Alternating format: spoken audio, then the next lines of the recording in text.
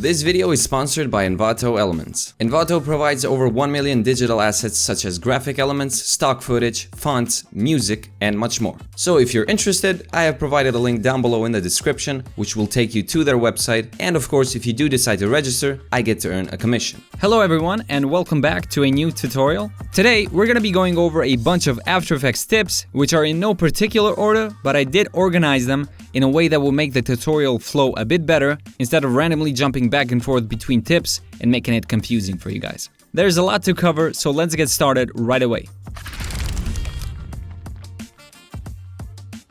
First off, let's go over some shortcuts which will help in making the other tips easier to follow. To bring up general values like position, scale, rotation, and opacity, we can use P for position, T for opacity, R for rotation, and S for scale. Also, say you want to reveal other values while at the same time keeping the scale, you can hold down Shift and click R, T, and P. This way, you got position, scale, rotation, and opacity showing up at the same time. If you want to hide all of these UI elements because they might be getting in the way or something, you can simply click Ctrl Shift H. And this will toggle the UI elements on and off. You can use the tilde key to maximize whatever window your mouse cursor is hovering over. So say you want to maximize this screen, well, you click on it, click the tilde key, which is right below the escape key on your keyboard, and then click back to minimize it. And this works with every window in After Effects. If you want to close a certain panel without having to go to the menu button and clicking Close Panel, you can use the shortcut Ctrl W. You can even use Ctrl Shift W to close all of these comps all at once. If you want to switch the time display style between frames and seconds, you can hold Ctrl and click here. If you happen to have a large project that you're working on, then it's a good thing to stay organized. One of the things that we could do is by simply going up to File, Dependencies, and remove unused footage. And you can see here, 31 footage files have been removed. While we're on the topic of organizing, a good practice is to always rename your layers and color code them. The way we can do that is by simply clicking on a layer, hitting return on the keyboard, and just renaming it to whatever you want. And if we want to change the color of a certain layer, we can simply click this box over here and change it to whatever color we want. And once we have a bunch of layers and everything is color coded, what we can do is simply click on, say, a purple layer and just click Select Label Group, and this will automatically select all the layers with that same color on your composition. This way you don't have to manually select them all one by one. You can adjust the label preferences by going over to Edit, Preferences, Labels. At the top, you can see the label defaults for each type of layer that you can create inside of After Effects, and you can change any one of these to whatever kind you like. And then down here we got the label colors, which are the ones we're using right now. And say we want to make red a more poppy red, do that, hit OK, we can see it updated in our composition. Another obvious organizing tip would be to use folders in order to organize your materials. And you can see here, I've got folders for my compositions, I got folders for my materials, pre-comps, solids. And to create a folder, you can click this icon over here, type the name, or you could drag something into the new folder icon and it'll put those into the folder, and all you have to do is rename it. If for some reason you want to reveal your layers in the project panel, you can simply do that by right-clicking, Reveal Layer Source in Project. You can do the same thing in reverse by right-clicking on a material, revealing composition, and same thing goes for compositions. So right-click, Reveal Composition in Project. And in our case, we did this so we can swap it. And the way we can swap layers is by clicking on the layer we want to swap, and then clicking on the layer we want to swap it with, then hold down Alt and click, drag, and release. Magic. To reveal all keyframes in your composition, you can click U, and this will bring up every single value that is animated. You can also select a layer, go over here to the search bar, type in position, and it'll reveal the position value. Or you can type in scale or rotation. Oh, and keep in mind, if you don't have anything selected and you type in rotation, it will show up the rotation value for all of your layers. There's a search bar in the project panel as well. Let's click U on this box to bring up the animated values again. Uncheck the stopwatch, which will get rid of the keyframes, and right-click Reset. The Reset option basically resets it to a default value, which in this case is the center of our composition. Let's now click on the stopwatch once again, move over by 1 second, and then move it right over here at the right side. By the way, you can hold down Shift to snap it horizontally or vertically. And we can see now it animates from left to right. And we can even scroll the values down here. You can hold down Shift to scroll faster, or you can hold down Control to scroll slower. You can even use math to add, subtract, multiply, or divide these values. So say plus 100, it adds to it so you don't have to type it in or like do calculations. Or we could divide this by 2, and now we got 369. Now let's give that a quick preview just to see what we got. And you can see it's not a very pleasing animation. And one of the ways we can make it more pleasing is by selecting both of these keyframes, right-clicking, Keyframe Assistant, Easy Ease, or we can use the F9 shortcut. And now if you preview it again, you can see it slowly starts and slowly stops. But we can adjust that value by selecting both of them again, right-clicking, Keyframe Velocity, and set this to, say, 75 and 75. And now when we preview again, you can see it's even smoother. But of course, this is way too short of an animation, so let's drag it over to, say, 3 seconds, and this is going to make it a lot more noticeable. Say we want this to come back to this spot. Well, what we could do is simply copy both of these keyframes, Control-C to copy, go over to 6 seconds, or maybe say 5 seconds, and paste. But now what happens is, since the first keyframe is at the center, it now immediately goes back to it. And we don't want that. So what we can do is right-click, Keyframe Assistant, Time Reverse Keyframes. And now it lingers in that spot for like 2 seconds and then comes back. If we want to slow down or speed up the entire animation without having to individually click on the keyframes, what we could do is select all of these keyframes, and while holding Alt and clicking on either the last keyframe or the first keyframe, we can click and drag, and this will enable us to slow it down or speed it up. And seeing as we have multiple keyframes on our layer, click these arrows to jump between these keyframes. If you want to move the playhead throughout the timeline and have more control, you could use the page up and page down keyboard shortcuts, which will allow you to move forward or backwards by 1 frame, and then you can hold down Shift to move forward and backwards by 10 frames. You can also use the page up and page down controls with a layer, so you can select it, hold down Alt, and then page up and page down to move it in time by 1 frame, and then while holding Alt, you can hold down Shift as well, and this will move it by 10 frames. If we wanted to trim this layer to, say, 3 seconds, maybe drag this corner over here and then hold down Shift to snap to the playhead. Also, we could use the Alt close square bracket to set an out point, and then Alt open square bracket to set an in point. And say now we want to cut the work area to the length of this layer, we could maybe just bring this in, hold down Shift again, move it in time, but that could take a long time. So let's maybe do that. And then with our layer selected, click Ctrl-Alt-B, and this will set the work area to the length of our layer. And then we can right-click, Trim Comp to Work Area. If you made a mistake or for some reason you want to change the length of the composition, you can maybe right-click here to the keyframes composition and go over to Composition Settings. The same thing you can do is by going over to Comps, right-click in here, Composition Settings, and also Composition Settings. A million ways to go over to composition settings. Right here we got some boxes which are being extruded upwards, and say we want to shift the timings of these. So we want the first box to come in first and then the second box to come in second. Well, what we can do is select the bottom one, hold down Shift, select the top one to select all of these, and then go to frame 5 and then Alt close square bracket to set the out points, and then right click on them, Keyframe Assistant, Sequence Layers, and hit OK. And this will shift the layers by 5 frames each. So remember, let's Ctrl-Z. Depending on the length of your layers, that's by how much they are going to shift from each other. And also, depending on how you select these layers, so from top to bottom or from bottom to top, is going to differentiate by the way they shift. Before we did it from bottom to top, and this was the first one that came in. Well, now let's try top box and bottom box, and then right-click, Keyframe Assistant, Sequence Layers, hit OK, and you can see the difference. So the top box comes in first and then the others. Extrude all of these and you can see the animation. If you want to crop a composition without having to go over to composition settings and maybe using the values here, and since we have the preview button on, we can preview it in real time, but this is not what we're looking for. So let's cancel and use this button, which is the region of interest. And we can use this to crop to whatever size we want. So say we're happy with that, what we can do is go over to composition, crop comp to region of interest. If, say, for example, you have a 1080p comp and you want to switch that to a 4K comp without having to go over to composition settings, setting the value here to, 4K. The problem is your layers are still 1080p. And the way we can do that easier and faster is by selecting the comp, going up to File, Scripts, and Scale Composition, And then here you can type in, say, 3840 and just click scale. And you can see now, not only the composition has been scaled up, but also the layers inside. And you may have noticed here in the scripts panel, I got a bunch of these RD scripts, and I will include these in the project files. It's basically a bunch of other scripts which are more advanced and which will help you a ton in speeding up your workflow.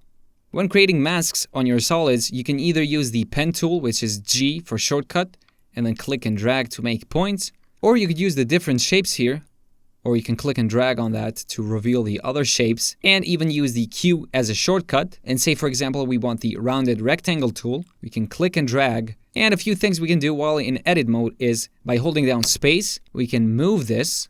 We can hold down Control to scale it from the middle point, and at the same time hold down Shift to scale it proportionally. And finally, we can use the scroll wheel to increase or decrease the size of the rounded corners. Okay, so I have a composition here set up with a road, a finish line, and a car, and I want to make this car go from here to the finish line along the road. Well, one way we could do that is by clicking P to bring up the position, and then go over to the beginning, set a keyframe, move forward, maybe bring it here, go over here, maybe bring it there, and so on and so forth. But this takes way too long, and then I have to adjust the points as well, the timing of the keyframes and all that, and we don't have that much time. Well, an easy way to do this is to simply copy the path of this road, which I have created, and it is a shape layer. So let's select it, go over to the search bar, type in path, copy the shape, bring up the position for the car. Let's go over to the beginning and then Control V to paste it on the position. And you can see what happens. It simply animates it along that path. And of course, we could go over to the end here and maybe just push it slightly forward and then go back to the beginning and bring it in as well.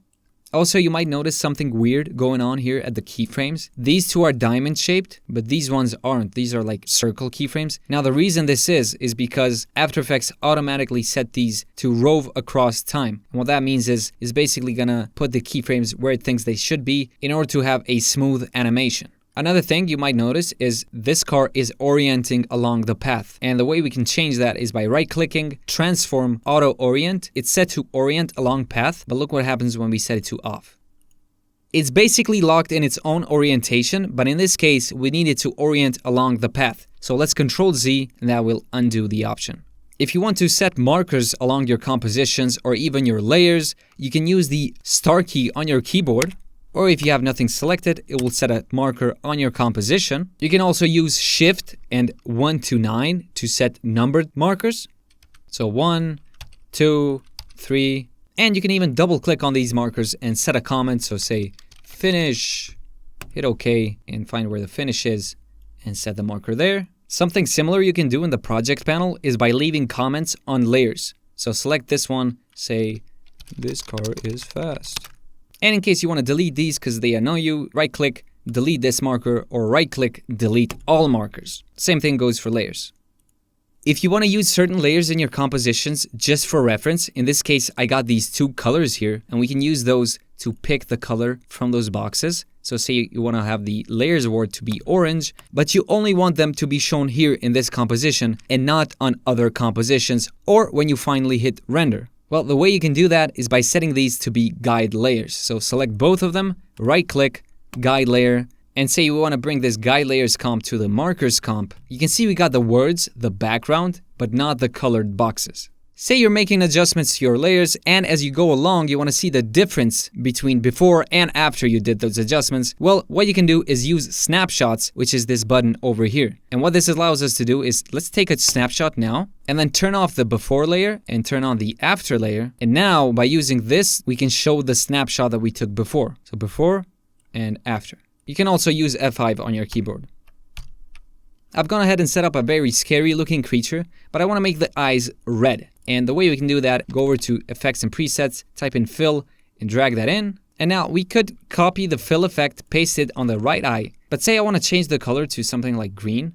I would have to go back to the left eye and do the same thing and all that stuff. Instead, what we can do is select the fill, go over to Edit, copy with Property Links, and then paste it on the other eye. And now this is linked to whatever this value is. So say we change this to blue, you can see it automatically changes with it. In this comp, I've gone ahead and animated some shapes, which is a triangle, circle, and a square, but I'm not quite sure I want to keep the position as is. Instead, I want to shift it towards the right side. And what we could do is hit P to bring up the position on the square. And while we're at a keyframe, we can select the entire position keyframes, move it over. Now this updates all the other keyframe positions relative to that adjustment. But now we'd have to go to the triangle position and the circle position and do the same thing. And this takes way too long and it's still not going to be precise. A much better way to do this is by going up to Layer, New, Null Object, and then parenting all three of these shapes to the null, and then moving the null over to the side. Then we can delete the null, and there you go. Over here, I have this moving circle and this square and another circle. And what I want to do is isolate both of these shapes to only be shown when this solid is crossing on top of them. And one way we could do that is by duplicating this, maybe bring it on top of the square, and we have a matte on top of the circle, and select both of them, hit F4 to toggle the switches, or you can click the button down here, and then set both of these to alpha matte. And you can see what that does. It basically just isolates it, and both of these shapes use the matte. And sure, this works fine, but in cases where we have a bunch of layers, this wouldn't really be efficient. A much more efficient way of doing this would be by using the Set Matte effect. So let's select the square, go over to Effects and Presets, and type in Set Matte, and then double click to add the Set Matte effect. Select the matte and set it to masks in this case. You can see whenever the matte comes over the square, that's when it is shown. And then we can copy this effect, paste it onto the circle effect, and there you go. Whenever you're using text layers, you can use the Character tab to customize it. Over the top, you got the font. Then you got the font thickness. Next up, there's the font size, the vertical gap, the horizontal gap. Moving down, we got the stroke width. And in order to see this, we're going to have to change the second box color, which is the stroke color, to say something like red. And now it is visible. And depending on how thick you want it to be, just scroll it up and down. Then next to it, we got the stroke mode. So maybe fill over stroke or stroke over fill. And then all fills over stroke, which makes it so all the letters are over the stroke.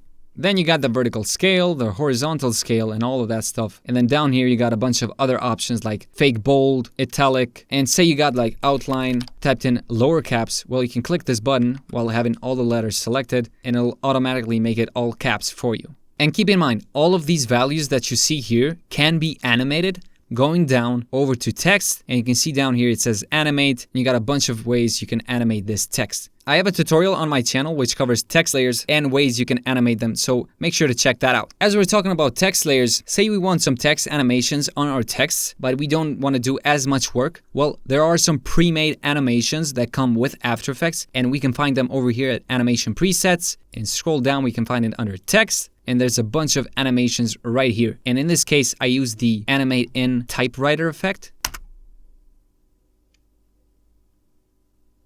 And you can simply click and drag these presets to add them to your text layers. Or while having the text layer selected, you can double click and then we can click U to bring up the keyframe and it'll add the keyframes at your playhead.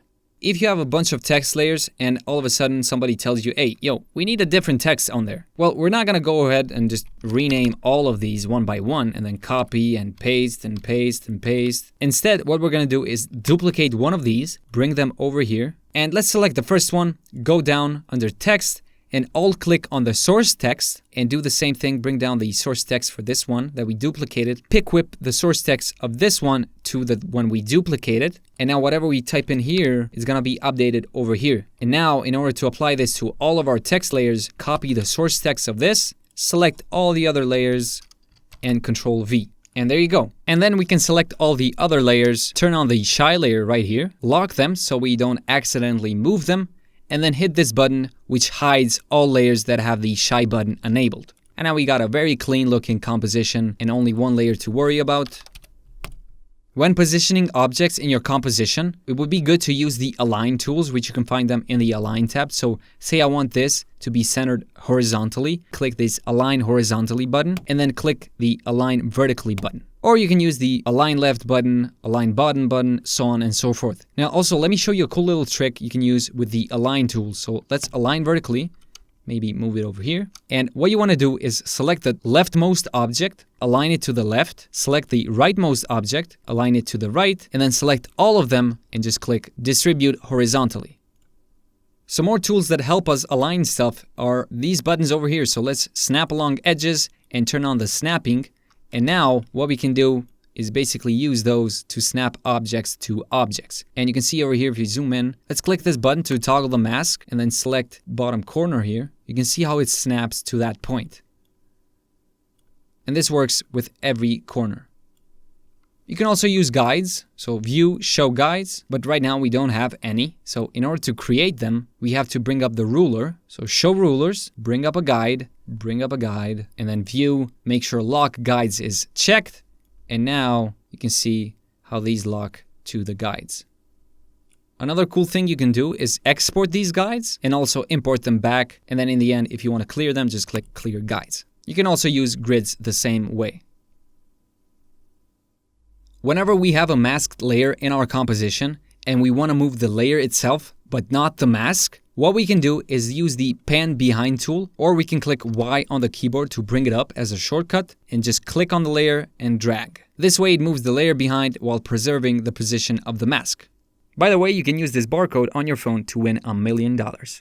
To adjust the anchor point of a layer, we can click Y to bring up the anchor point tool again, and then click and drag on the point and hold Ctrl to snap it to whatever point we want. A shortcut to center the anchor point to a layer is Ctrl-Alt-Home, and then you can click Ctrl-Home to center the layer to the composition itself. Say you have a 3D object in your scene and you want to look at it from different orthographic views. Well, you can do that down here by clicking on the active camera pop-up and setting it to front, left, top, or whatever view you want. You can also change the one view to two views horizontally, for example. You can set this left view to be active camera. And then over here on the top view, select the top side, move it around, and we can see how it updates automatically on our active camera view.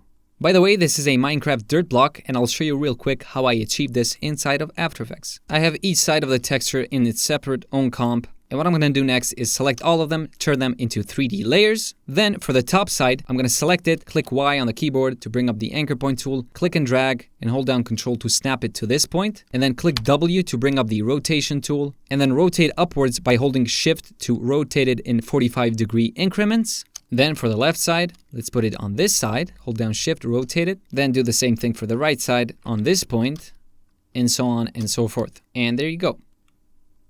Okay, so that's pretty much all the tips I got for you guys today. Let's now move on to the outro of this video. Alright guys, thanks for watching and being patient all the way through. Consider subscribing and hitting that bell button to be notified whenever a new video comes out. If you want to follow my work or ask me any questions personally, then you can find me on Instagram. If you have any suggestions, then leave a comment down below. Thank you once again for watching, and I'll see you next time.